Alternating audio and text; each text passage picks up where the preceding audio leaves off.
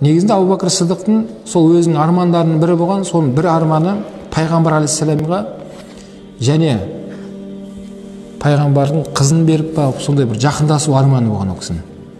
Соны Құдайдан сұрап жүретін болған. Пайғамбар алейхиссалам үшінші әйелі болып кімді берді ол кісіге? Айша анамызды берген. Бұл Абу Бакр әкесінің арманы болған. Пайғамбармен және Құда болып та, және одан да жақындығымыз бір-бірімізге осындай болса деп.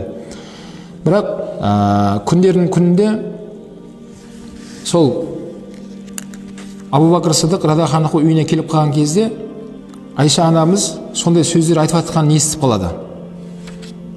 Кімге? Пайғамбар алейхиссаламға.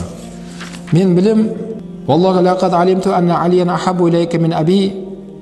Али бауырыңызды менің әкемнен де жақсы көресіз, мен білем ғой деген сөздерді естіп қалады да әкесі.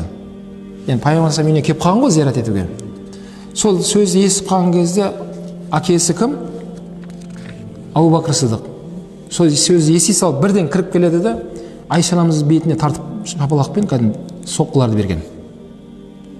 Және айтқаны: "Я ибната фулан, арака тарфайна саудука аля Расулуллах алейхиссалам".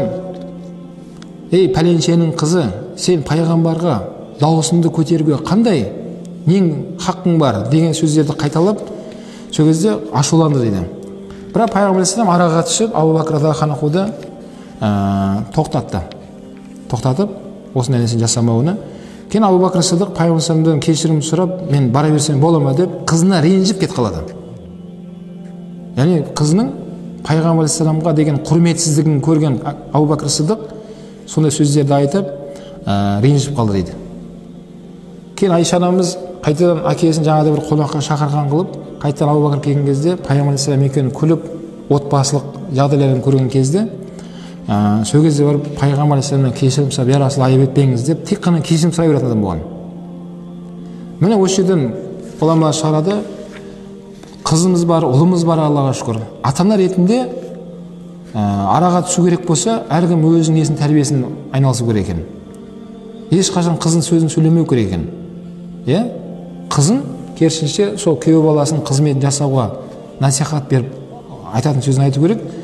Мүмкін өз жерде қыз бала кінәлі емес, күйеу баласы кінәлі болып отқан болса, онымен жеке сөйлесуге де болады. Онда пайғамбар алейхиссалам уақытында болған. Расул алейхиссалам үйіне, Фатима қыздың үйіне келіп қалған кезде, Алимен жаңағы Алиді іздеп келген кезде, Али Фатима анамыз екеуі сөзге келіп қалып, сөйтіп неге кетіп қалған болады?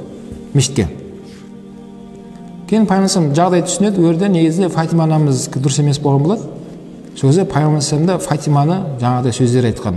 "Ей қызым, денеңнен жаның шығып кетпей тұрған кезде тәубаңа кел де бар, күйеуіңнің разылығын ал" деп.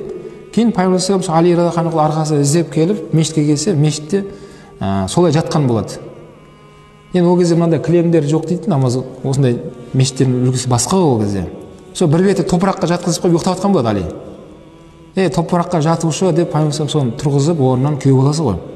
Сондай сөздер айтып, енді ондай болып тұрады деп басып айтып, сондай нәрсені істеген пайғамбар алейхиссалам өзінің қызында да. Дәл сол секілді Абу Бакр Сыдықты Айша анамызды сондай сөздермен Расул алейхиссаламға деген құрметінің жоғары деңгейде болуындығын еститін еді, оны құрмет көрсетуге көп ықпал жасады дейді Айша анамызға. Міне біздер де сонымен айналысуымыз керек екен. Қандай жағдай болғанда да қызымыздың сөзін сөйлеп кету деген жоқ.